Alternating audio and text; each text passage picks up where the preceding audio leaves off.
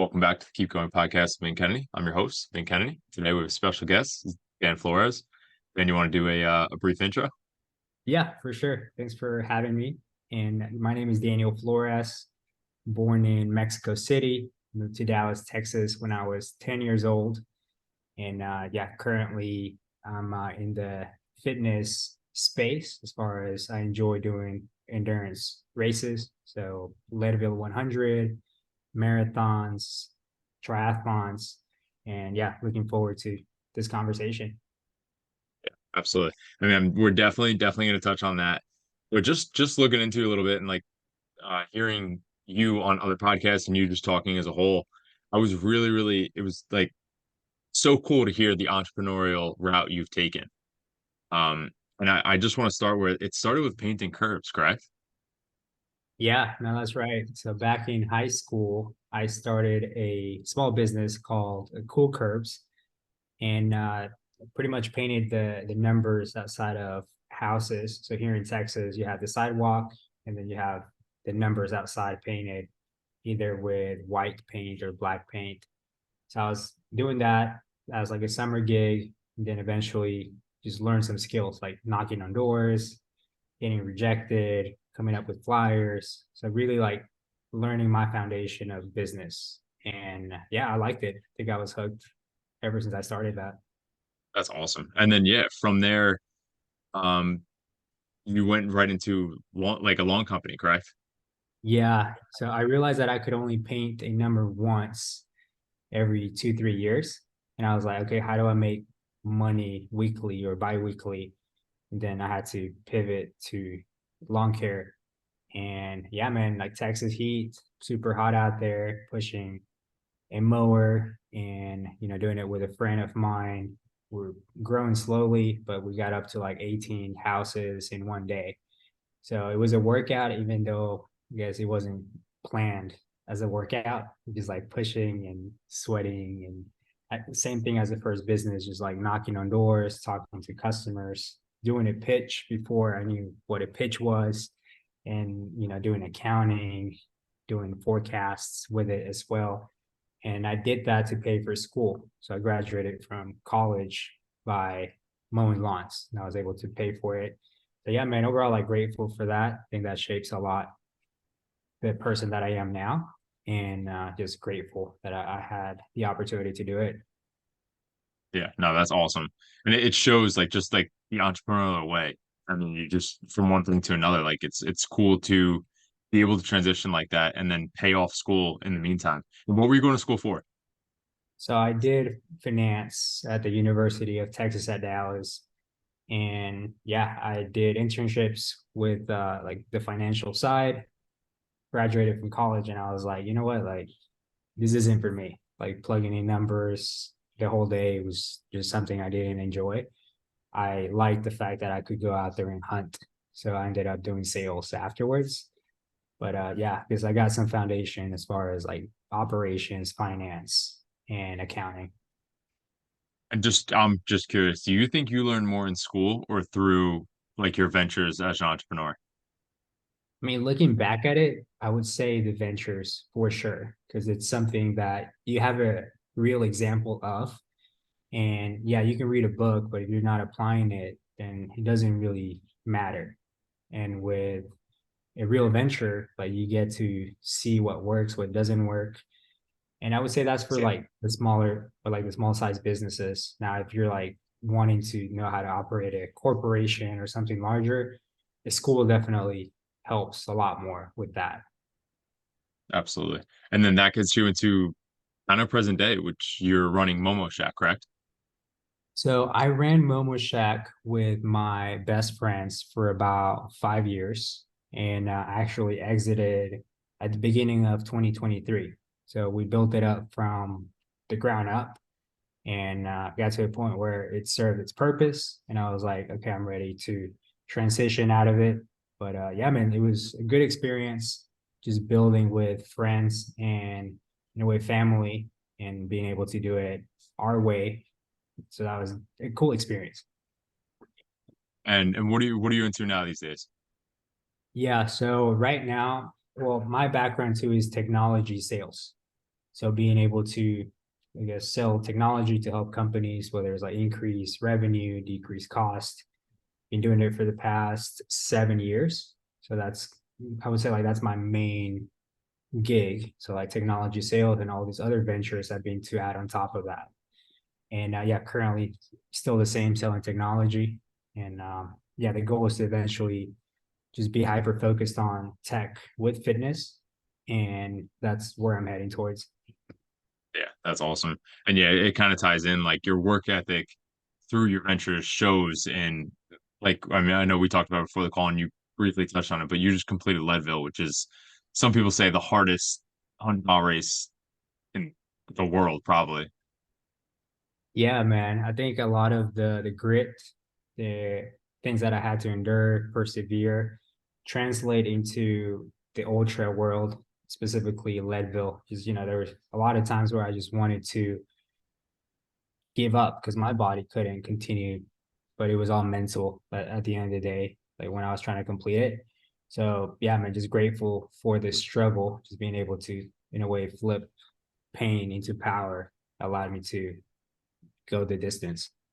Yeah, that's awesome. I know you have a mini doc like dropping on it, so don't have to go into too much detail. But if you want to take out some like highlights and some low points of the race and some things you learned, that would be awesome.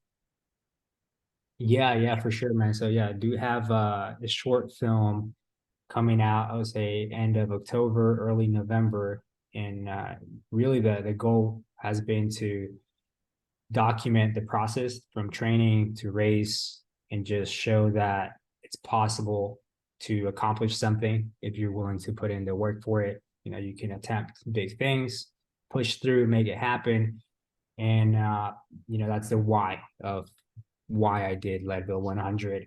So if I think about Leadville, 100-mile race up in Leadville, Colorado, there were moments that were so difficult. So I would say mile 50. So you have to run 40 miles and then you have to hike Hope Pass, which is a mountain, and you have to get to the other side. So think about like 10 miles of going up and down.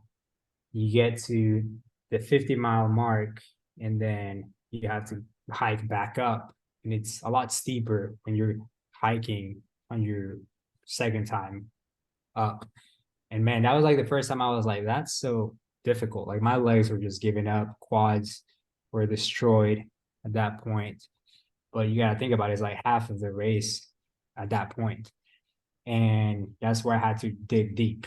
Like, okay, why am I doing this? And then it's okay, I'm doing this for a bigger cause, which is to inspire the Hispanic community to do hard things. Also, praying for it to be the way that I wanted, and just like letting God, like, hey, help me out here, whatever like you think is meant to be, like I'm here for it. And that was like another thing that I thought about. I can think of like the younger version of me, just making that person proud, and also the team. So I went with a team. You can't do Leadville by yourself. You have to do it with a team, in my opinion. And that team has to be in sync with you. So there's a lot of just passion, and the people like wanting you to finish. So it's like, okay, I want to finish for them as well. So those are like some of the things that I thought about when I was having difficult times.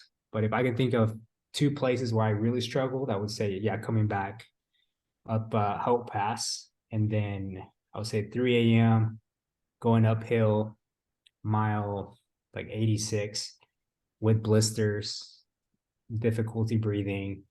Same thing is like, man, like, am I gonna make it? So you question yourself a lot of times throughout the race, but those two like really remind me of like the mind is very powerful and can help you push forward. Yeah. No, absolutely. I think it's so crucial, especially in like these races in life, like just to remember and like put it in perspective, like you have the power, like you control this.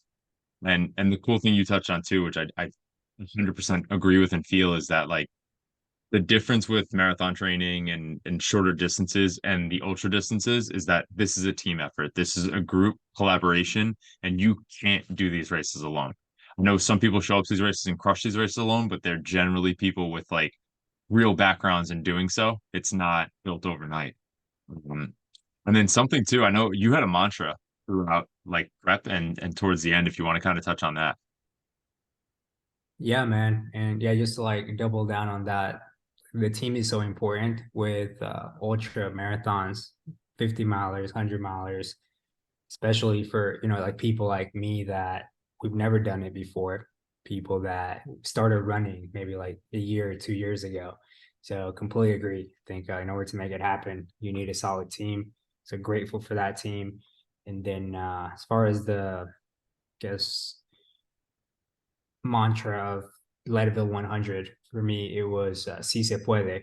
So being able to go for something big that seems impossible and being able to push through the obstacles, through the pain, and then making it happen, which can be related to Leadville, but not just running. It can be related to other areas of life as well, like people that are struggling, where they're like wanting to give up, but they continue to show up, and people that want to pursue higher education and they don't think it's possible. Well, they put their mind to it. It is possible. It's achievable. So it is just a way for people to be like, you know what, like I'm gonna go for it. And whatever happens, happens, but at least I'm gonna try. And that's what Si Se Puede really means. Yeah, no, that's awesome, man. And and something else that I've heard you speak on is like your mom really raised you and your mom's impact on you. If you kind of want to just dive right into that. Yeah, no, for sure, man. So moving from Mexico to the US was difficult. So I'm a Mexican immigrant, moved to the US. So I didn't know the language. I had to get acclimated to the culture here. But I would say my biggest inspiration growing up was my mom because she had to take care of two kids by herself, learn the language, work two, three jobs, ensure that we had food and shelter. And most importantly, we had everything as far as like love, support. She has always been there for me. So being able to do all these things that she needed to do to ensure that we survived and we were at a good place, but at the same time still caring, still playing that role of a mom. Like to me, that was huge. So growing up, I always wanted to, in a way, go harder, like do things better, just in a way show her my appreciation for all her hard work. Yeah, I think it's something like a lot of people do take almost for granted, and I catch myself sometimes too, and like you forget all that your parents or your mom really do for you, and it's something that now as I get older, I really appreciate it. Like I'll randomly text her I love her and stuff like that, and in the beginning when I started doing that, she's like, "What's wrong?" And I'm like, "No, I just I'm just grateful for you." Right. Yeah, man. I think it's always sometimes, I mean, I know I can take it for granted, but being able to, in a way, dial it back and be like, okay, let me call my mom, let me text my mom. It's always ends up being better. Like I'm glad I did it. It's never like, oh, why did I do it? No, it's always like a positive thing. And the more I can do it, the better. Because I know they appreciate it as well. So happy to hear that, you're doing something similar. Absolutely. And I see such a parallel too with like, and I don't know if it's the groups we're running in and the people we're surrounding ourselves with, but I feel such gratitude myself and the people I'm with. And I don't know if it's because we're forcing ourselves into tough, hard situations with 100-mile races and tough marathons, but it's just an ongoing theme that I see with everybody. Like we don't take life for granted. We don't take the people we're with for granted. And we just have I personally have a different outlook on life from finding endurance. I don't know if you feel similar.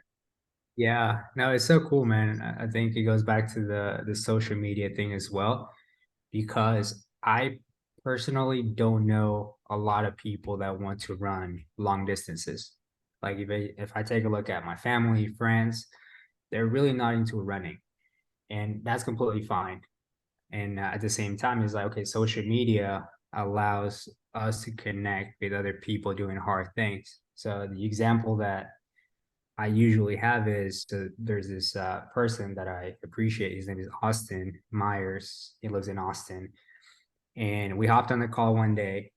He lives like 3, 4 hours away, and I was training for Leadville, and I was like, okay, I'm running 26 to 30 miles this weekend, and then I was like, do you want to run with me? And then he said yes, like no hesitation. He's like, I hope you want to say 30 instead of 26. I'm like, yeah, we're doing 30. So he drove from Austin to Dallas.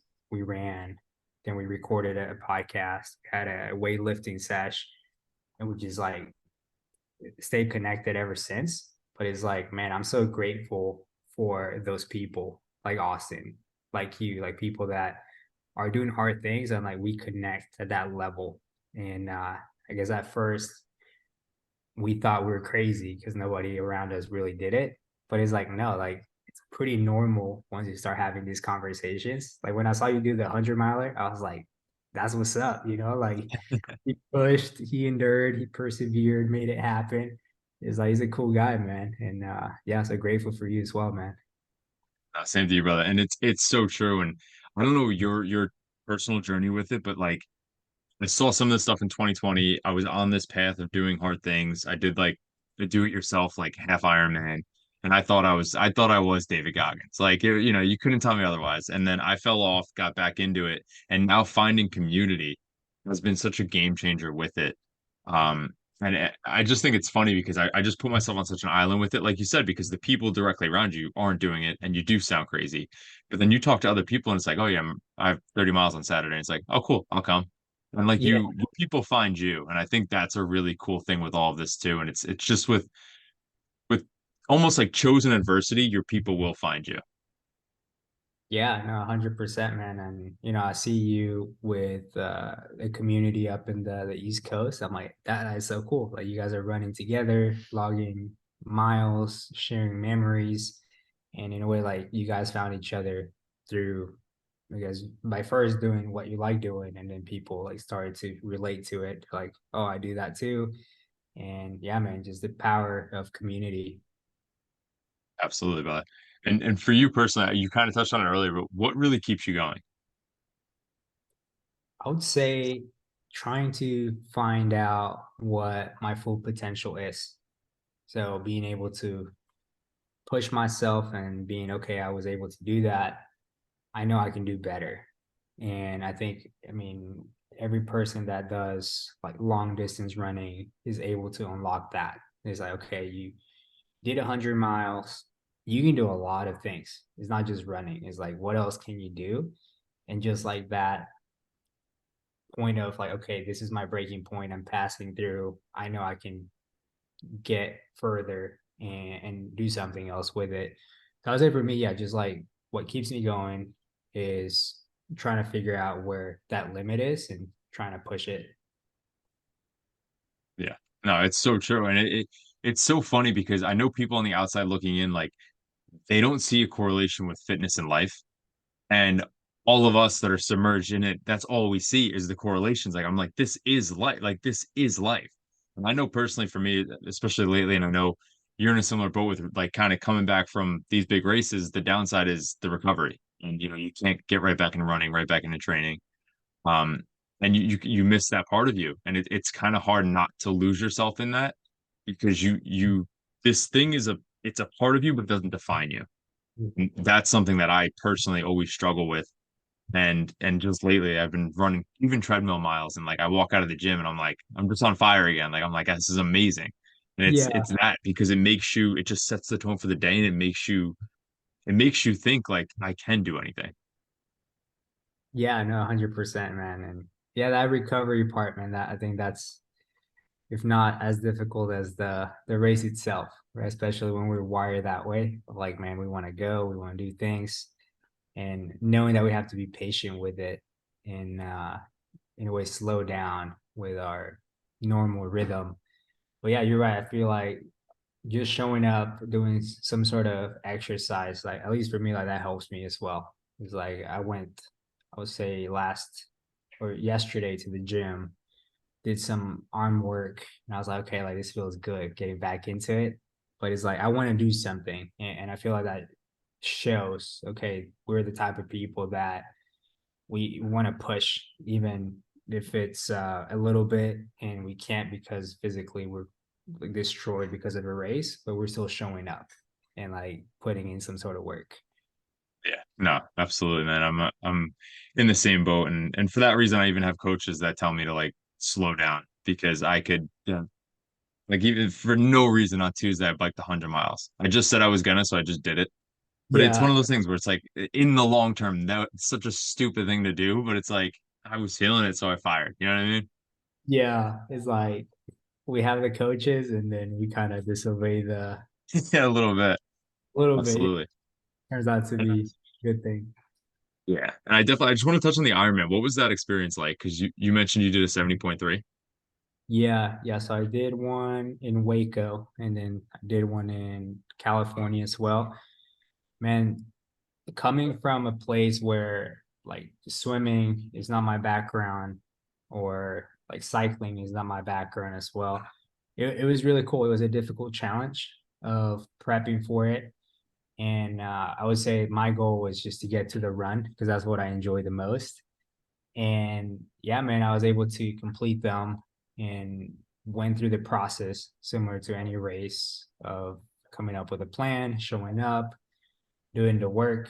And I believe I learned a lot about my limits there of like, okay, even if I don't know how to swim that well, I got it done. Right. So I was willing to put in the work, educate myself, get a coach, and yeah, just show up every time I needed to show up. I think that builds that muscle of I'm gonna show up regardless of how I feel, and I'm gonna do the best I can with each session. And if I do that in a consistent way, then it adds up. And when it comes to race day, it's just a matter of again like showing up and doing the full distance at that point. But yeah, man, I would say just learning a lot during the process, learning a lot about myself, what I like, what I don't like.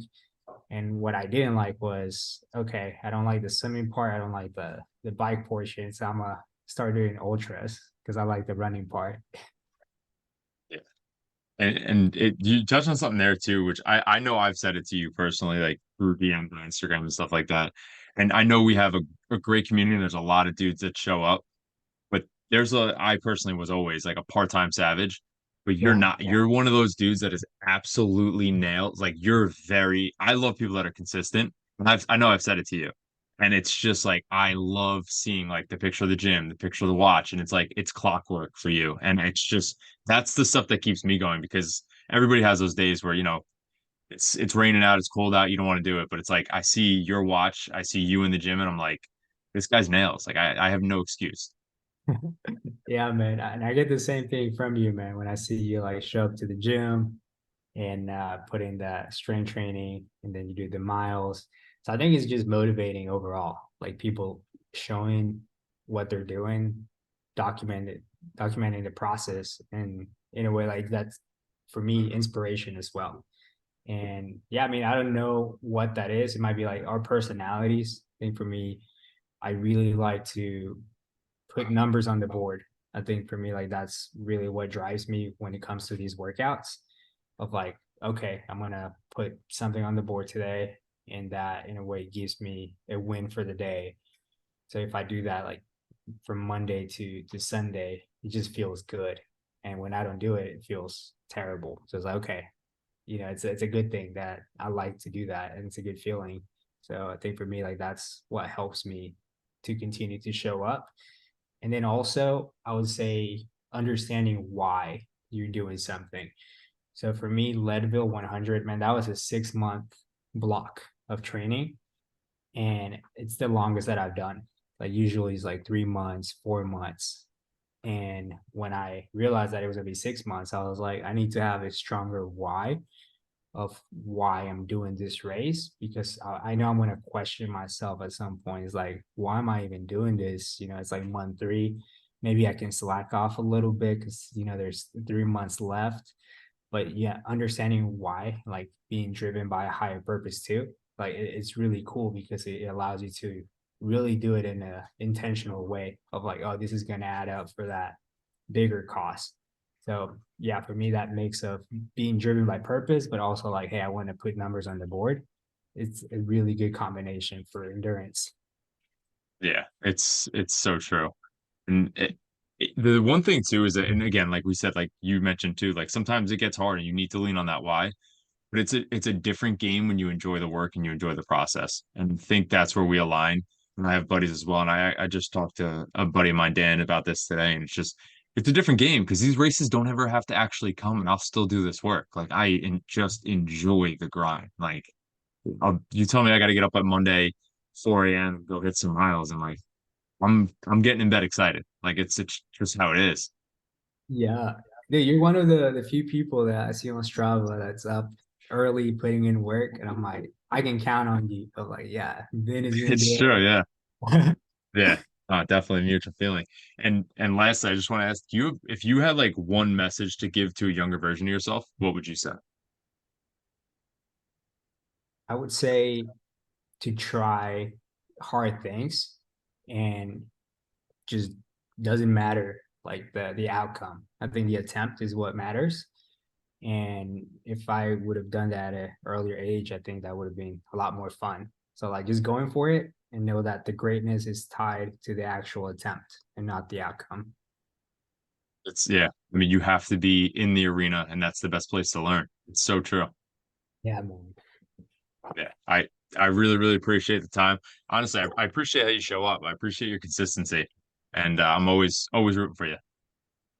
Appreciate it, man. Same. I see you doing great things and yeah, curious to know like what's next for you. I mean, you did the 100 miler. You mentioned the sub 3. You Yep. mentioned the whole Ironman, but is there like anything else aside from fitness that you're like, you know what, like I want to go for this? I have something coming. I'm waiting to actually release it. Okay. But yeah, something coming for sure.